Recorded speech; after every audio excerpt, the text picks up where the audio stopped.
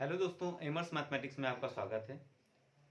आज का हमारा टॉपिक है अनुपात एवं समानुपात, जिसे कि इंग्लिश में रेशियो एंड प्रोपोर्शन बोलते हैं। अगर हम देखें किसी भी परीक्षा की दृष्टि से देखें तो अनुपात एवं समानुपात सबसे महत्वपूर्ण टॉपिक रहता है। तो आज हम उसके बारे में बात करेंगे।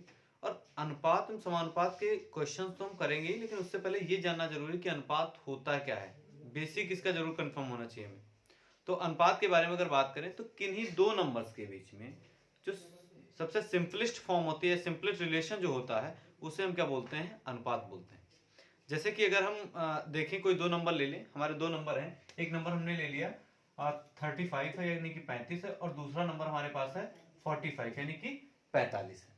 ठीक है, तो 35 और 45 के बीच में अगर हम रेशियो निकालना चाहें या अनुपात निकालना चाहें तो क्या करेंगे हम? इसका जो सरलतम रूप होगा, तो देखो ये 5 से 35 कैंसिल हो रहा है 7 टाइम, और 45 हो रहा है 9 टाइम। तो ये कितना हो गया? 7:9। और यही हमारा क्या हो गया? इसका बिल्कुल सरलतम रिलेशन हो गया, जिसे कि हम अनुपात जानते हैं। ठीक है, तो ये हमारी बात किसकी हो गई? अनुपात होता क्या।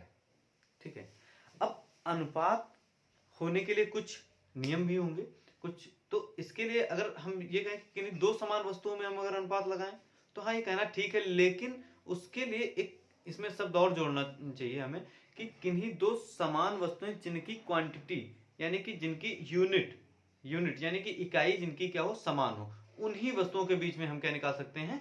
अनुपात निकाल सकते हैं। जैसे कि अगर हम बात करते हैं कि कोई दो लड़के हैं, एक राम है और एक श्याम है। अब राम की बात करें कि राम की जो हाइट है वो 165 सेंटीमीटर है। जो राम की हाइट है वो कितनी है? 165 सेंटीमीटर है। और श्याम जो है, श्याम का वेट जो है, वजन यानी कि 55 केजी है। तो क्या हम इनमें अनुपात निकाल सकते हैं? तो हमारा आंसर होगा नहीं, हम नहीं निकाल सकते। क्योंकि इनकी जो इकाई है वो डिफरेंट है। ये सेंटीमीटर में और वो किलोग्राम में है। तो इसका मतलब क्या जरूरी होना चाहिए? जो इनकी इकाई है उसका समान होना अति आवश्यक है।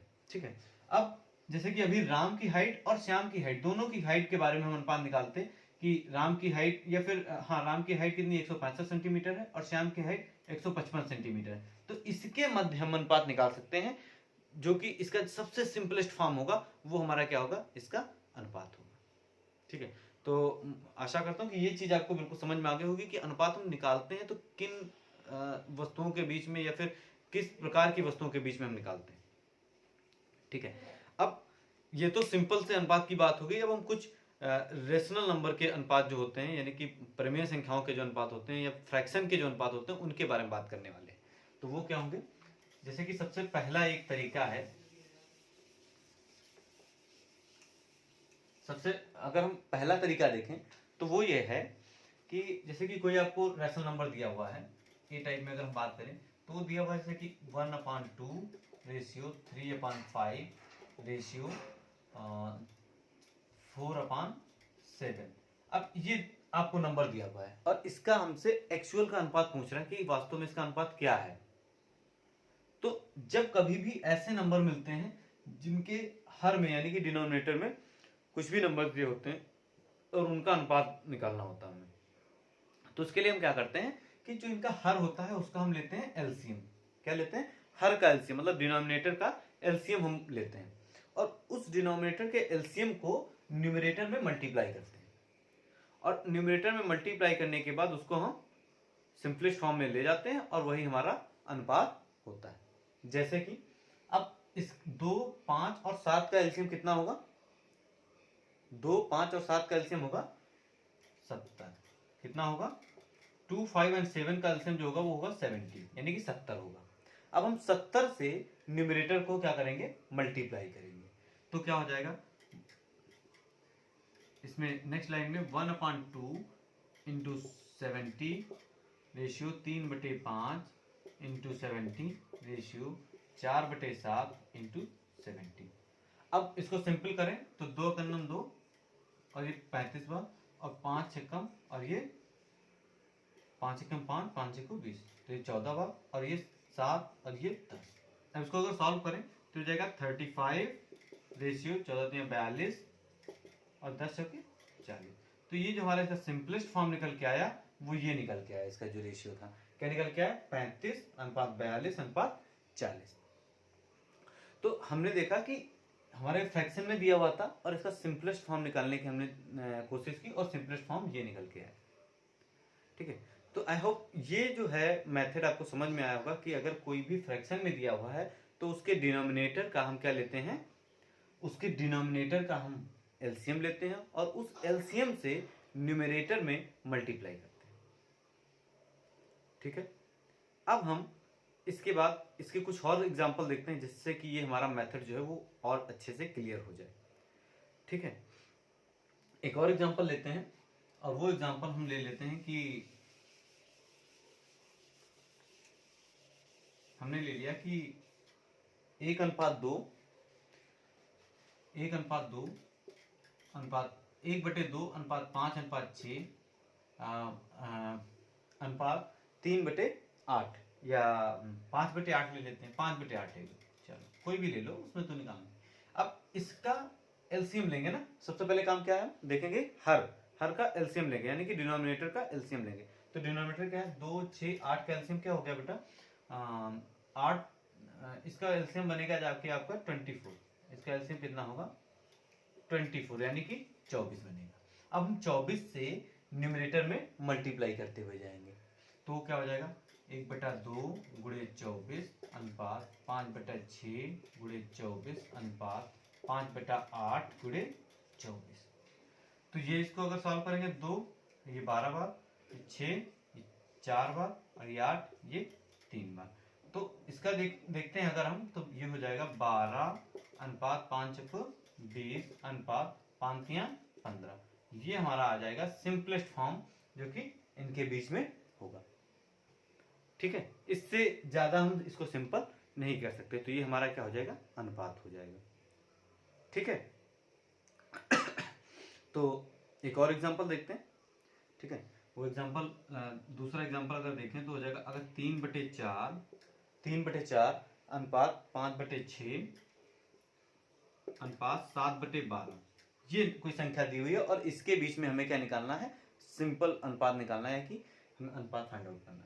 तो इसका एलसीएम क्या होगा, 4, 6, 12 का एलसीएम क्या होगा, 12 होगा। सबसे पहला काम हम क्या करेंगे, एलसीएम फाइंड आउट करेंगे, तो ये 12 हो गया। अब 12 से हम क्या करेंगे, न्यूमरेटर में मल्टीप्लाई करेंगे, तो ये क्या हो जाएगा, 3/4 गुणे 12 अनुपात 5/6 गुणे 12 अनुपात 7/12 और गुणे 12। तो ये 4 कम 4, 4 तियां 12, 6 कम 6, 6 दूनी 12, 12 कम 12।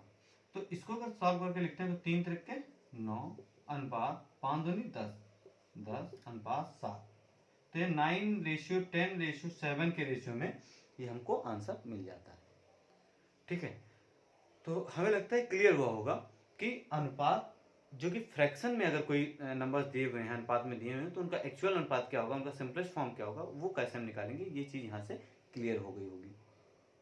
ठीक है, अब अगर एक चीज आपने नोटिस की होगी तो इसमें हमें क्या करना होता है, जो डिनोमिनेटर होता है उसको 1 बनाना होता है, जो डिनोमिनेटर या कि हर होता है उसको 1 बनाना होता है। इसीलिए हम जितने भी डिनोमिनेटर दिए होते हैं उनका हम एलसीएम लेते हैं और उस एलसीएम को मल्टीप्लाई करते हैं न्यूमरेटर में, यानी कि अंश में मल्टीप्लाई करते हैं और हम फाइनल आंसर अपना पाते हैं। तो ये तो हो गई एक हमारे पहले पार्ट की बात हो गई, जिसमें कि हमें फ्रैक्शन दिया होगा और उसका रेशनल सिंपलेस्ट फॉर्म निकालना होगा, यानी कि रेशियो निकालना होगा हमें। ठीक है, अब इसके बाद हम एक दूसरी बात करेंगे कि यहाँ पर अगर फ्रैक्शन दिया हो और उनके बीच में अनुपात का चिन्ह ना लग करके इक्वल टू का साइन, यानी कि बराबर का साइन लगा हो, तब हम क्या करेंगे देखते हैं। तो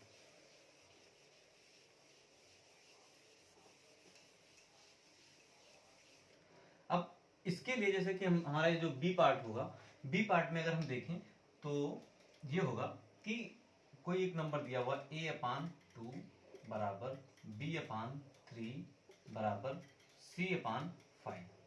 अब कोई नंबर ऐसा दिया हुआ है कि a/2 b/3 c/5, 2, 3, 5 की जगह पे कुछ भी हो सकता है, बस न्यूमरेटर में a b c है और उनके बीच में इक्वल टू का साइन लगा हुआ। ठीक, तो बात क्या होती है कि हम सबसे पहले ये देखते हैं कि न्यूमरेटर में जो ये a b c दिए हुए हैं, इनके जो गुणन में है वो कितना है। इनके मल्टीप्लाई में कितना है, इनके मल्टीप्लाई में हमें 1 दिख रहा है, तीनों में देखो 1 दिख रहा है। तो अगर न्यूमरेटर के मल्टीप्लाई में 1 है, और न्यूमरेटर क्या होने चाहिए, ABC, कोई भी वेरिएबल्स हैं, तो उनके मल्टीप्लाई में क्या है, 1 है, तो इसका मतलब क्या होता है, जो डिनोमिनेटर में ये दिए हुए हैं यही इनका अनुपात हो जाते हैं, 2:3:5, यही इनका क्या हो जाते हैं, अनुपात हो जाते हैं।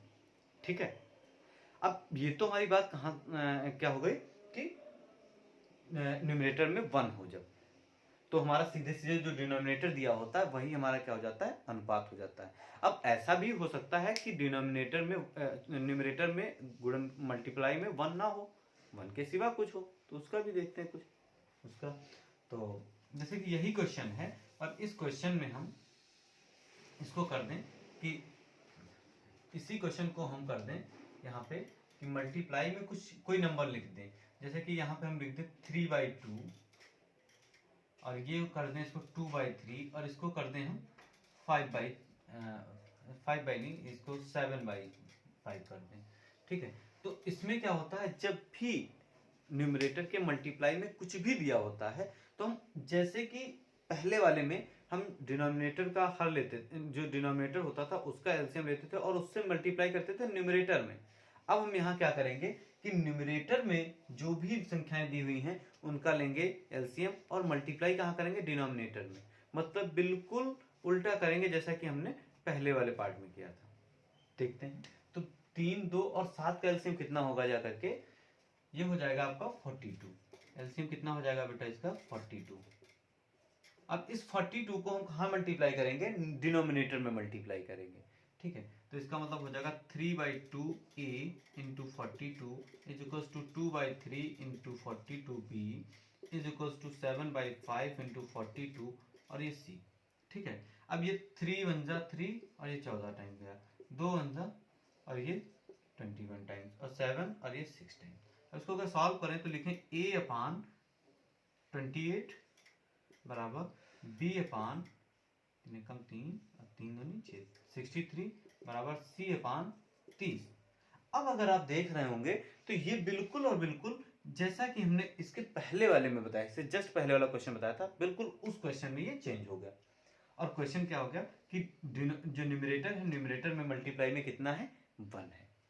ठीक, तो इसको अब हम, तो हमारा जो डिनोमिनेटर होगा यही हमारा क्या हो जाएगा, अनुपात बन जाएगा, और वो क्या हो जाएगा 28:63:30, और ये हमारा हो गया आंसर। आई होप ये अच्छे से समझ में आ गया होगा। अब इसके बाद एक और क्वेश्चन लेते हैं इस पे, जैसे कि और अच्छे से क्लियर हो जाए। ठीक है, तो बात करते हैं एक और क्वेश्चन की।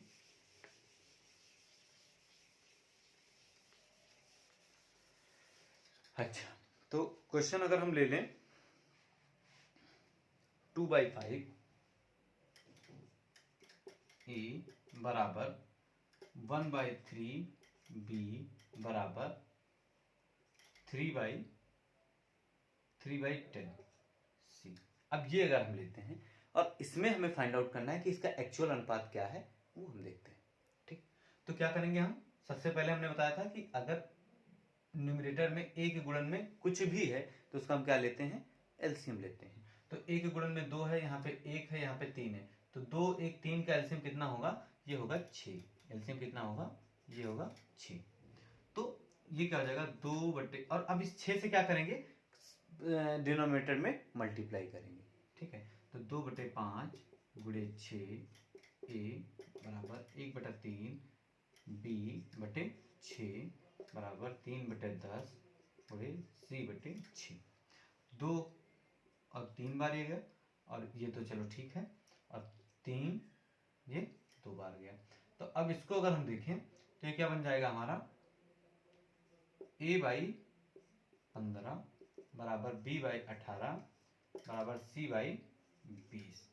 तो ये हमारा जो है ये सबसे सिंपलेस्ट फॉर्म है जो कि इस टाइम में बन गया। अब इसमें जो इसका रेशियो होगा वो क्या होगा, इसका जो डिनोमिनेटर होगा वही इसका रेशियो बन जाएगा। ठीक है, तो ये हमारा क्या हो गया, ये इसका रेशियो जो है डिनोमिनेटर बन गया। अब आपने एक चीज नोटिस की होगी कि जो भी हमने 2-3 क्वेश्चन किए उसमें हमने सबसे मेन काम क्या किया कि हमें ए का गुणनखंड, ए का जो गुणन है उसको 1 बनाना है, उसको 1 बनाना है। एक अगर 1 के सिवा कुछ और होगा तो फिर हम उसको डिनोमिनेटर में उसके एलसीएम से मल्टीप्लाई करते रहते हैं और ए के गुणन को 1 बनाते हैं। ठीक है, तो ये हमारा हो गया 15, 18 और 20। तो ये हमने 2 पार्ट जो है वो क्लियर कर लिए। ठीक है, अब हाँ, तो एक और क्वेश्चन कर लेते हैं और फिर यहीं पे वीडियो को बंद करते हैं।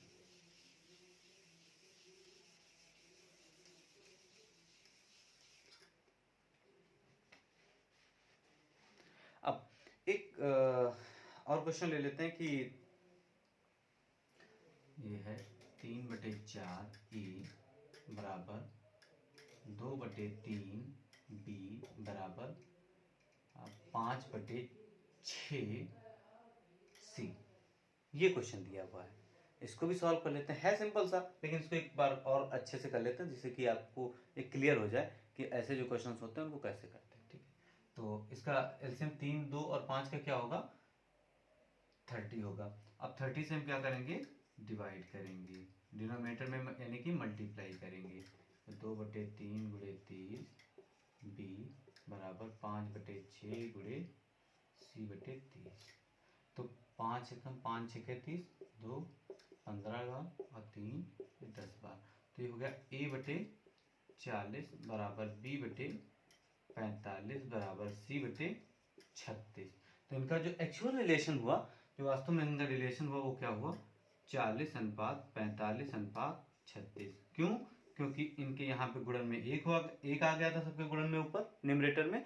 तो इसका मतलब क्या हुआ कि नीचे वाला जो भी डिनोमिनेटर है वही हमारा अनुपात या रेशियो बन जाएगा।